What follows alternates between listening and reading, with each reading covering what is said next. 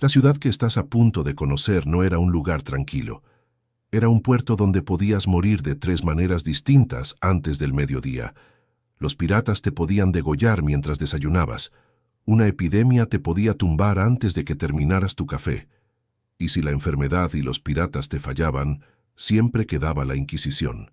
Campeche. Siglos XVI al XIX.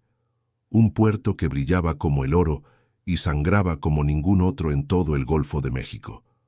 Hoy vas a entrar a esas calles. Vas a oler el lodo de los muelles. Vas a escuchar los cañonazos en la noche y los rezos desesperados en las iglesias. Pero antes de que entremos, si eres de los que siente que la historia verdadera de México nunca se cuenta del todo, dale al botón de suscribirse ahora y activa la campana. Cada semana la historia que no te enseñaron en la escuela. ¿Sabías que había un árbol en la selva de Campeche que valía más que la plata de Zacatecas para los reyes europeos? Un árbol que pintó de negro los trajes de los nobles de Madrid, de París y de Londres. Un árbol por el que se mató, se robó y se incendió toda una ciudad más de 20 veces. Se llamaba el Palo de Tinte, y sin él, Campeche no habría existido como la conocemos. Cuando los españoles llegaron a estas costas en 1517, Francisco Hernández de Córdoba fue el primero. No encontraron lo que esperaban. No había templos llenos de oro como en Tenochtitlan. No había ejércitos de obsidiana marchando en formación perfecta. Lo que encontraron fue una península dura, calurosa, llena de mosquitos y mallas que no tenían ninguna intención de rendirse fácilmente. La conquista de Yucatán fue una de las más largas y sangrientas de toda la Nueva España.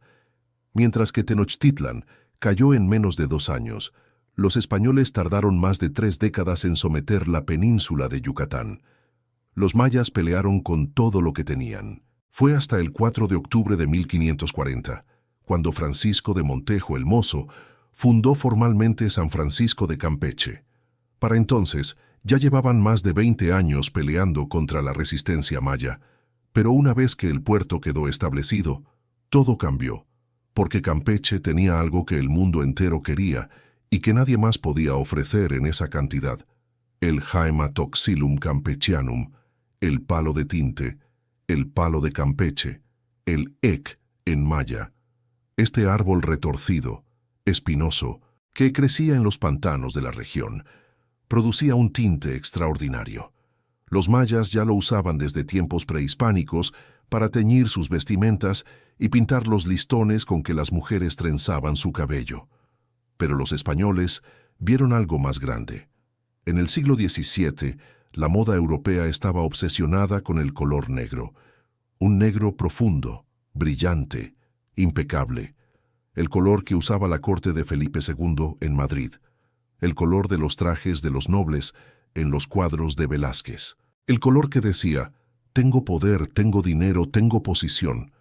El problema era que ese negro perfecto era casi imposible de conseguir con los tintes europeos, hasta que llegó el palo de Campeche. De esa madera se podía extraer un tinte oscuro e intenso que ninguna otra planta del mundo podía igualar. Francia, Inglaterra y Holanda, los grandes productores textiles del siglo XVII, lo querían a toda costa. Y así, un puerto que muchos consideraban secundario en el mapa del virreinato se convirtió en uno de los más estratégicos del Golfo de México. Los galeones españoles llegaban cargados de mercancías y se iban cargados de palo de tinte, sal y productos de la región.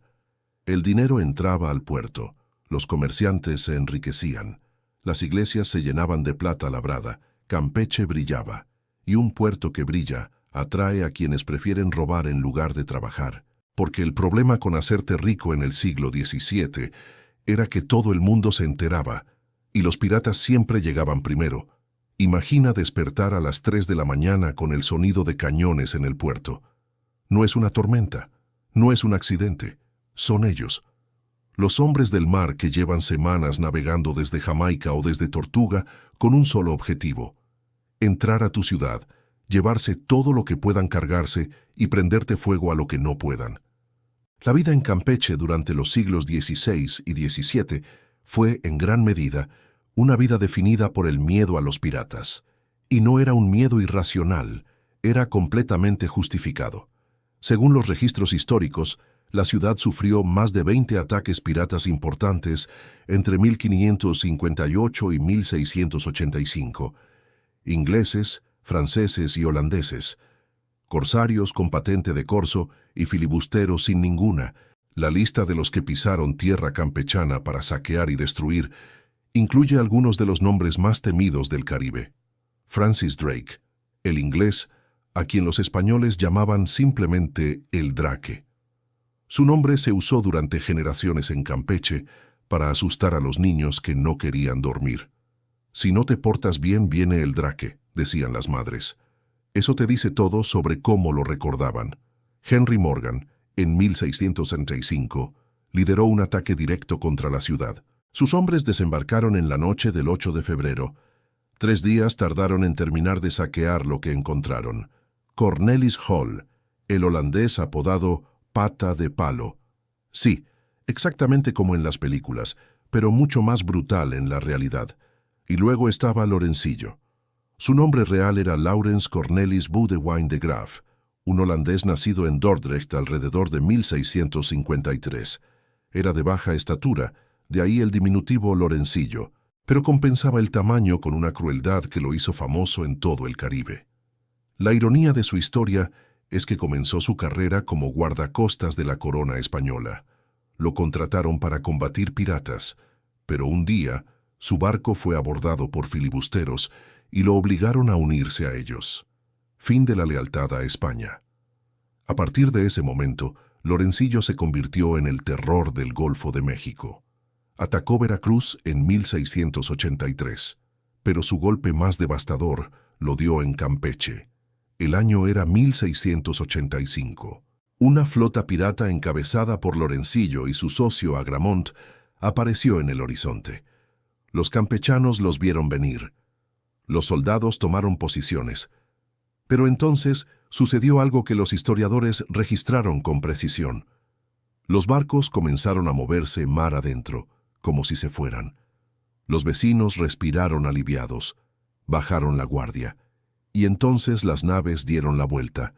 Los piratas desembarcaron por 2 rutas simultáneas. Lorencillo avanzó por la orilla del mar, Agramont por los montes. Los campechanos quedaron atrapados entre 2 fuegos. La guarnición española, superada en número y en táctica, no pudo resistir. Los vecinos que no pudieron huir se refugiaron en la parroquia, hoy la Catedral de Campeche. Lorencillo los sitió. Días enteros encerrados, sin agua suficiente, sin comida, con el ruido del saqueo afuera y el rezar constante adentro. La leyenda campechana cuenta que los refugiados escaparon por una galería subterránea que iba desde debajo del altar mayor hasta el cerro conocido como La Eminencia. Un túnel que los primeros habitantes habían construido exactamente para ese tipo de emergencias. Campeche, ciudad de murallas, pero también ciudad de túneles. El ataque de 1685 fue tan devastador que la corona española tomó una decisión que cambió para siempre la fisonomía de la ciudad: amurallar Campeche completo. A partir de 1686, comenzó la construcción del sistema defensivo más ambicioso de toda la Nueva España en esa región. Una muralla hexagonal con 8 baluartes, una puerta de tierra y una puerta de mar, cañones apuntando al Golfo, torres de vigilancia, el perímetro completo de la ciudad transformado en fortaleza. Y funcionó. En 1704, cuando se cerró el hexágono, los ataques piratas a Campeche prácticamente terminaron. Hoy puedes caminar sobre ese mismo muro, puedes subir a los baluartes que ahora son museos, puedes pararte en la puerta de tierra y mirar hacia el mar, exactamente donde los centinelas coloniales miraban cada noche, rezando para no ver velas en el horizonte. Las piedras son las mismas. El mar es el mismo. Solo el miedo ha desaparecido. Pero los piratas no eran el único peligro, porque mientras los ataques llegaban del mar, las enfermedades llegaban de todas partes. ¿Sabes qué era lo primero que hacía un médico colonial cuando llegabas con fiebre? Preguntarte si habías pecado recientemente. No estamos exagerando. En el siglo XVII, la enfermedad y el pecado eran la misma cosa para la mayoría de la gente, incluyendo a los médicos, y Campeche era un lugar donde enfermarse era extraordinariamente fácil. El clima del Golfo de México no tiene misericordia, calor intenso durante 9 meses del año, humedad que te aplasta, mosquitos en cantidades que hoy nos resultarían inconcebibles, aguas estancadas en los alrededores del puerto, basura acumulada en los callejones. Era el ambiente perfecto para que las enfermedades florecieran. Las epidemias que azotaron la Nueva España a lo largo del periodo virreinal fueron algunas de las más devastadoras de la historia humana. Y aunque el epicentro de las peores fue la Ciudad de México, los puertos como Campeche tenían un riesgo adicional que los hacía especialmente vulnerables. Cada barco que llegaba al puerto podía traer algo nuevo en las bodegas.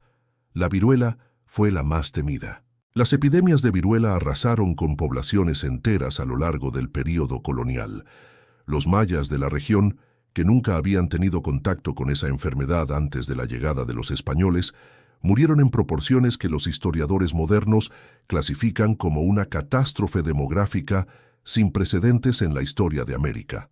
Después venían las fiebres, lo que hoy llamaríamos malaria, fiebre amarilla, dengue y docenas de otras enfermedades tropicales. En la época colonial, todo eso se llamaba simplemente calenturas o fiebres pútridas. El nombre cambiaba. El resultado era el mismo: el tifus, la disentería, la influenza. En un puerto donde la gente vivía hacinada, donde el agua potable era escasa y donde la basura se acumulaba sin sistema de recolección, cualquier brote podía convertirse en epidemia en días. Y el sistema médico que existía para enfrentarlas era, seamos honestos, casi inexistente. Los médicos coloniales trabajaban con teorías que venían de Hipócrates y Galeno, griegos del siglo V a.C. La idea básica era que el cuerpo funcionaba con 4 humores: sangre, flema, bilis amarilla y bilis negra. Si enfermabas, era porque los humores estaban desequilibrados. El tratamiento más común era la sangría. Te abrían una vena y dejaban salir sangre para equilibrar los humores. Si ya estabas debilitado por la fiebre, imagínate lo que hacía perder más sangre. También existían las purgas, los enemas, los emplastos de hierbas de origen prehispánico. Estos últimos a veces funcionaban mejor que la medicina europea, porque las curanderas mayas tenían conocimientos botánicos que la ciencia colonial apenas comenzaba a valorar. Mientras los médicos coloniales, todos hombres, todos formados en la tradición europea, aplicaban sangrías y rezos, las mujeres mayas que sabían de plantas medicinales salvaban vidas con conocimientos que sus familias habían acumulado durante generaciones: la hoja de chaya, el xquix, la raíz de bejuco, preparaciones que hoy siguen usándose en comunidades mayas porque funcionan. Pero en el Campeche virreinal, acudir a una curandera indígena podía meterte en problemas con la Inquisición, porque los curas podían interpretar la curación herbolaria como brujería. Los índices de mortalidad infantil en la Nueva España eran devastadores. Los historiadores calculan que menos de la mitad de los niños llegaban a la edad adulta. En un puerto tropical como Campeche, esa cifra probablemente era aún más dura. Un niño que nacía en el Campeche del siglo XVII enfrentaba en sus primeros años de vida la posibilidad real de morir por viruela, por fiebre, por parásitos, por diarrea, o por los mismos tratamientos médicos que se suponía debían curarlo. Los que sobrevivían la infancia aprendían algo que los mexicanos de hoy todavía llevamos en los huesos: la vida es corta. Hay que vivirla mientras puedas. Pero si no te mataban los piratas ni las enfermedades, todavía quedaba el problema más complejo de todos: la sociedad colonial. Un sistema donde tu valor como ser humano dependía de quiénes fueron tus padres, de qué color tenías la piel y de cuánta sangre española podías demostrar que corría por tus venas. ¿Cuántas categorías de personas creías que podía haber en una sociedad? 2, 3, tal vez 5, si eres muy detallista. En el Campeche virreinal existían oficialmente más de 20 clasificaciones raciales distintas, y dependiendo de en cuál caías, tu vida podía ser completamente diferente. El sistema de castas novohispano era una de las construcciones sociales más elaboradas y absurdas que el ser humano ha creado jamás. En la cúspide estaban los peninsulares, los españoles nacidos en España. Ocupaban todos los cargos importantes del gobierno virreinal. El virrey, los oidores, los obispos. El poder real estaba en sus manos y no en las de nadie más. Debajo estaban los criollos, españoles nacidos en América. Educados, a veces muy ricos, pero sistemáticamente excluidos de los cargos más altos de gobierno. Un criollo, por muy inteligente que fuera, por mucho dinero que tuviera, difícilmente llegaría a ser virrey. Eso lo reservaban para los peninsulares. Esta exclusión sistemática sería, con el tiempo, uno de los principales motores de la independencia. Los criollos querían poder. España se los negaba. Y así se fue cocinando la revolución. Pero el sistema de castas era mucho más complejo que simplemente español arriba, indio abajo. El mestizaje, la mezcla entre europeos, indígenas y africanos, creó decenas de combinaciones que las autoridades coloniales intentaron clasificar con nombres que hoy suenan como trabalenguas: mestizo, mulato, castizo, morisco, chino, lobo. Y así seguían, mezcla tras mezcla, nombre tras nombre. Los pintores coloniales incluso crearon series enteras de cuadros mostrando todas las combinaciones posibles, las llamadas pinturas de castas, donde aparecía la pareja, el hijo resultante y la etiqueta de qué combinación había producido. En el Campeche virreinal, donde el puerto atraía gente de todas partes, mayas, españoles, africanos traídos como esclavos, mestizos, comerciantes de todas las naciones. Esta pirámide social se vivía todos los días de manera muy concreta. ¿A qué iglesia podías ir? Dependía de tu casta. ¿Qué ropa podías usar? La ley colonial regulaba hasta el color de las telas según tu condición. ¿Podías ejercer ciertos oficios? Solo si tenías el origen correcto. ¿Podías portar armas? Solo los españoles y criollos con permiso especial, y luego estaban los esclavizados africanos. Campeche fue uno de los puertos autorizados por la corona española para el comercio de esclavos. Hombres, mujeres y niños, traídos desde distintas regiones de África, arrancados de sus familias y de su tierra, llegaban al puerto en condiciones inhumanas después de semanas de travesía en barcos donde la mortalidad durante el cruce era altísima. Los historiadores calculan que alrededor de 250,000 personas esclavizadas llegaron a México de manera legal durante el período colonial, sin contar las que llegaron de contrabando. En Campeche se les compraba, se les vendía y se les ponía a trabajar en las haciendas, en los muelles, en las casas de los ricos, como servidores domésticos. Su situación era la más dura dentro de un sistema que ya era duro para casi todos. Pero la historia nunca es sencilla. Con el tiempo, algunos esclavizados lograron comprar su libertad. Algunos tuvieron hijos con españoles o con mestizos, y esos hijos nacieron en una categoría diferente. El sistema era rígido, pero no era perfectamente hermético, y los africanos que llegaron a México dejaron una huella profunda en la cultura, la música, la gastronomía y el lenguaje de todo el Golfo de México que todavía podemos rastrear hoy. Los indígenas mayas, por su parte, estaban en una posición peculiar dentro del sistema colonial. Eran la mayoría de la población en la península de Yucatán. Eran los que conocían la tierra, los que sabían cómo cultivarla, los que habían construido ciudades impresionantes siglos antes de que llegara ningún español. Pero dentro del sistema colonial, estaban clasificados en una categoría que los consideraba menores de edad permanentes, personas que necesitaban tutela, que no podían tomar decisiones propias, que existían principalmente para trabajar en el sistema de encomiendas y para pagar tributo.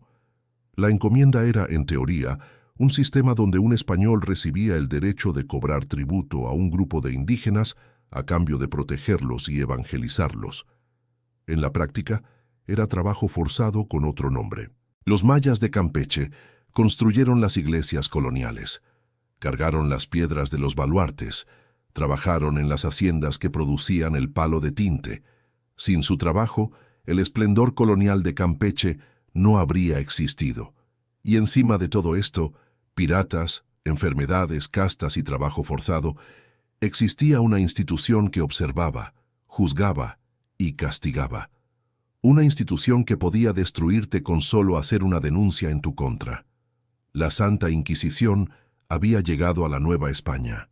¿Qué tan peligroso era disentir en el Campeche colonial? Un ejemplo. En 1649, la Inquisición en la Ciudad de México organizó un auto de fe, una ceremonia pública de juicio y castigo, donde 109 personas fueron procesadas.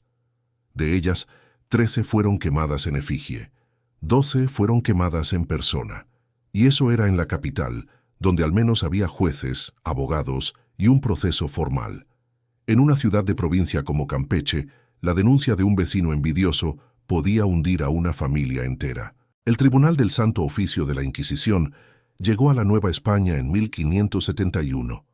Su misión oficial era proteger la fe católica de las herejías, las blasfemias y las prácticas consideradas contrarias a la doctrina cristiana. Su misión real era mucho más amplia. La Inquisición era, entre otras cosas, un mecanismo de control social extraordinariamente eficaz.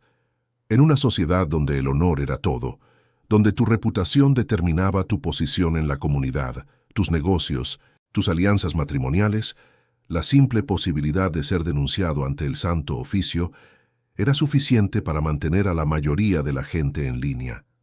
¿Qué te podían denunciar? Blasfemia. Soltar una maldición en nombre de Dios cuando te caías y te rompías el dedo del pie podía terminar en una denuncia. Bigamia. Si habías tenido la mala suerte de casarte 2 veces sin que te muriera la primera esposa, algo que en los tiempos de viajes largos y comunicaciones lentas no era tan difícil de que ocurriera, estabas en problemas graves. Judaísmo o islamismo oculto. Muchos conversos llegaron a la Nueva España huyendo de la persecución en España. Si alguien los acusaba de seguir practicando su antigua fe en secreto, el Santo Oficio investigaba. Pacto con el diablo. Las curanderas, los curanderos, las personas que usaban hierbas medicinales o realizaban rituales para sanar o para enamorar, podían ser acusados de brujería.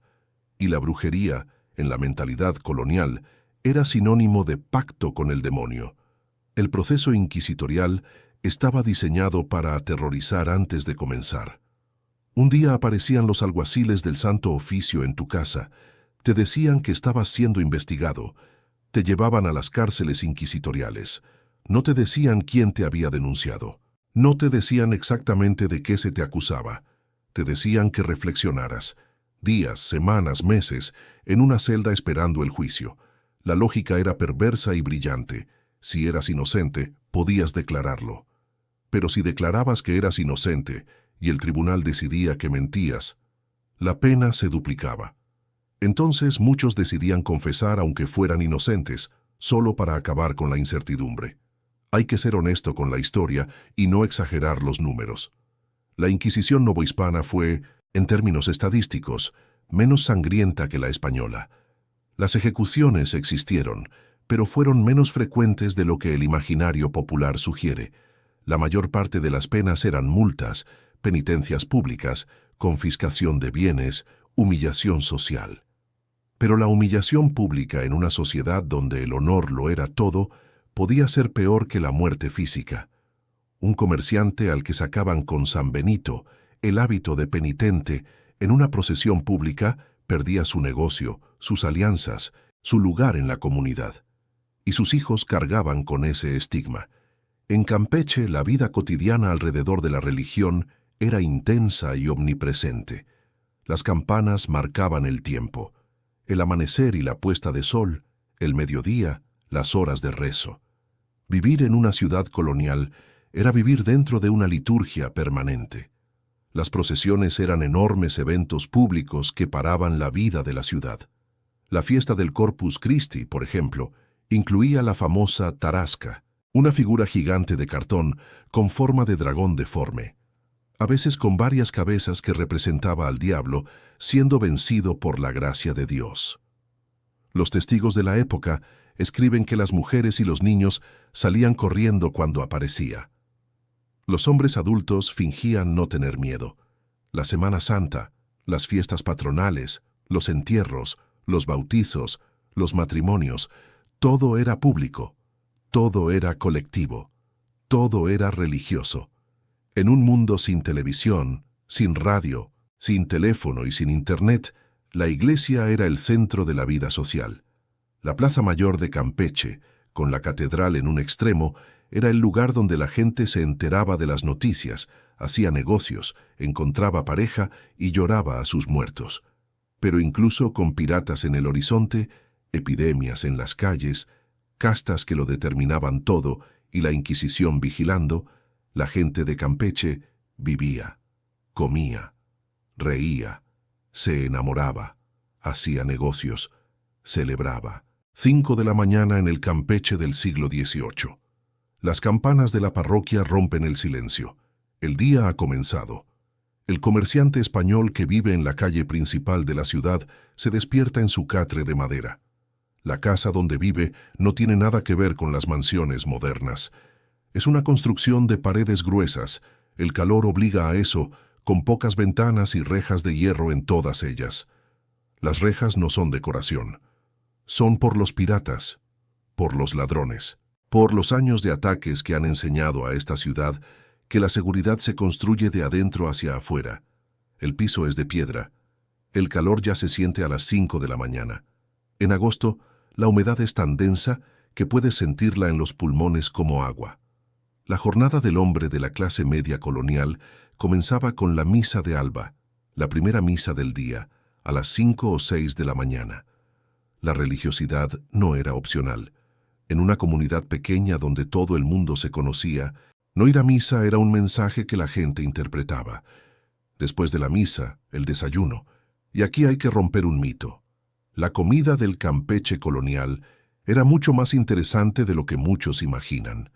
El mercado del puerto era un lugar de mezcla extraordinaria. Las mujeres mayas llegaban desde antes del amanecer con sus productos. Tortillas, frijoles, chile, chaya, jícama, mamey, zapote. La gastronomía maya era sofisticada y abundante, y los coloniales españoles, aunque tardaron en admitirlo, la adoptaron rápidamente porque era deliciosa y porque funcionaba en ese clima. Del mar llegaban el pescado, el camarón, el pulpo. Los galeones que pasaban por el puerto traían aceite de oliva de España, vino, especias. El puerto era un lugar donde podías encontrar productos de 3 continentes en el mismo mercado. La cocina colonial campechana fue, desde el principio, una mezcla de tradiciones, maya, española, africana. El resultado es lo que todavía hoy podemos probar en los restaurantes del centro histórico. El trabajo comenzaba antes de que el sol subiera demasiado. En el trópico, los sabios trabajaban en las primeras horas de la mañana y se guardaban durante las horas más calurosas del mediodía. La siesta no era pereza, era adaptación inteligente al clima. En los muelles, los trabajadores, en su mayoría mayas e indígenas de la región, descargaban los barcos que habían llegado durante la noche o al amanecer.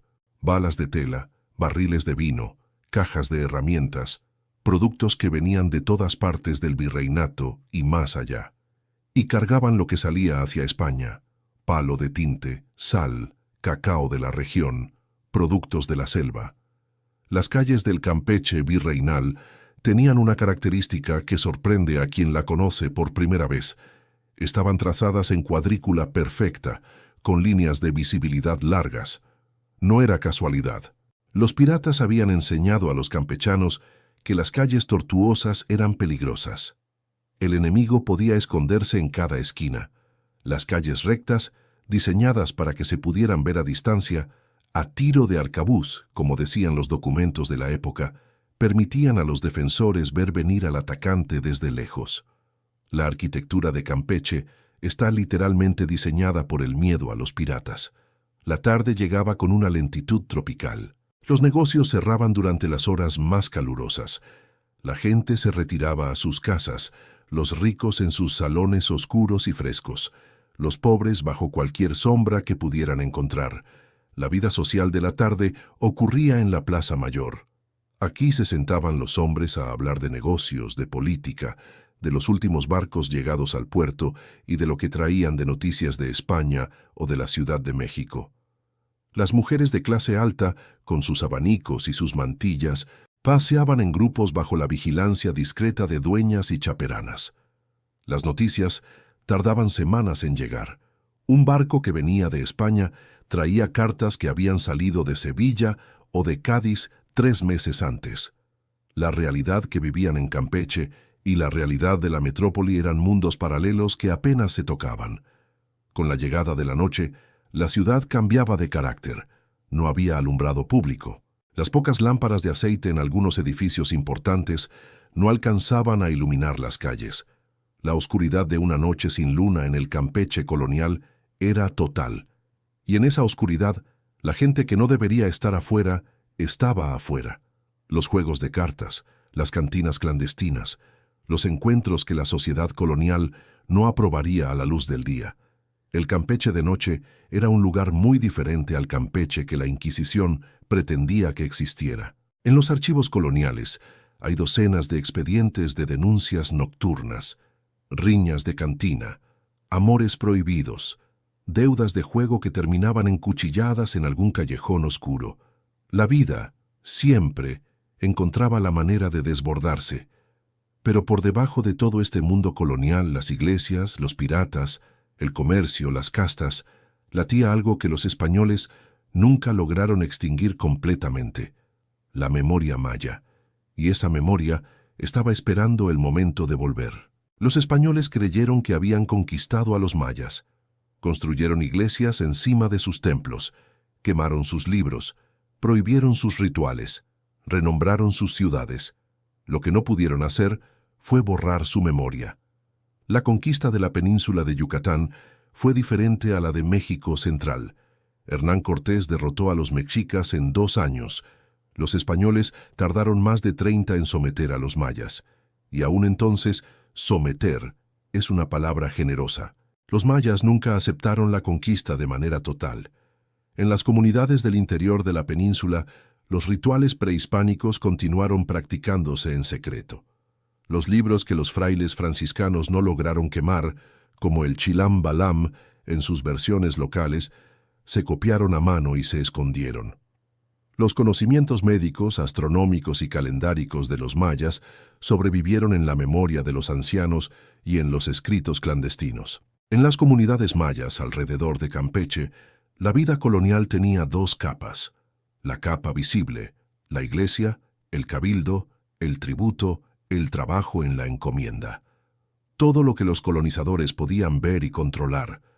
La capa invisible, los rituales al amanecer antes de ir a trabajar, los curanderos que seguían combinando la medicina prehispánica con oraciones en lengua maya, las historias que los abuelos contaban a los nietos sobre un tiempo anterior a los españoles. El fraile franciscano que llegaba a una comunidad maya a evangelizar se encontraba con una situación que lo frustraba profundamente.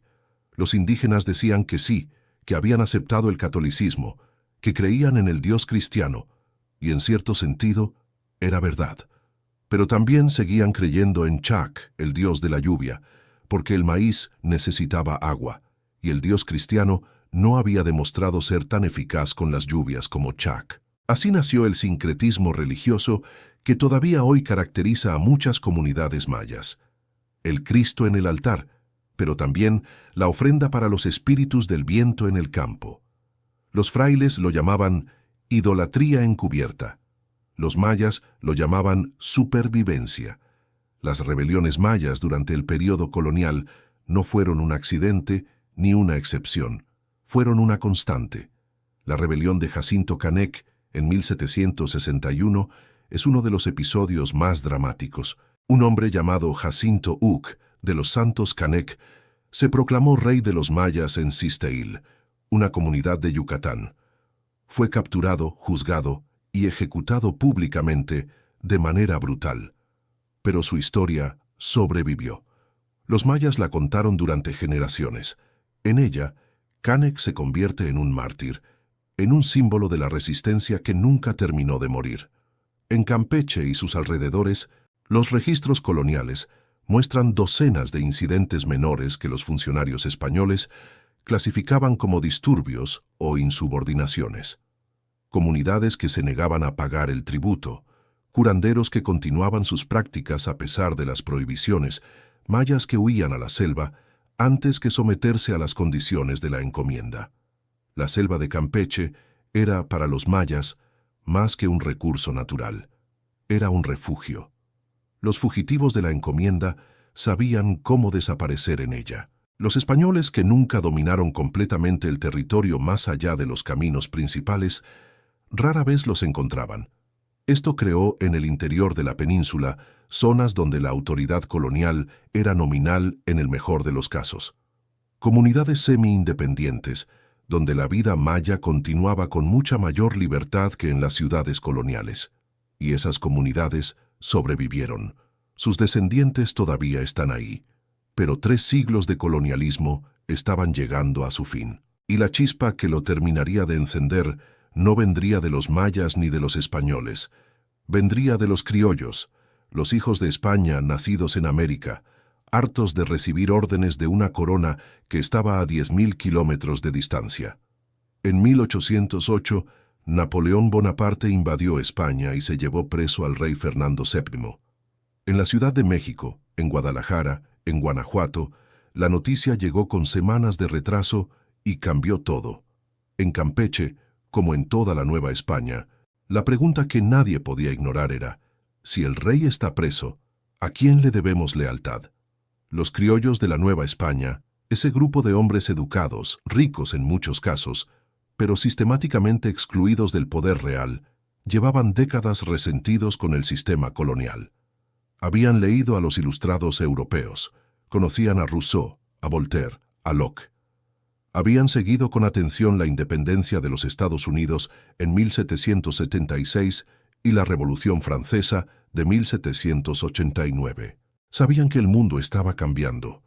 El chispazo llegó en 1810, con el grito de dolores del padre Miguel Hidalgo.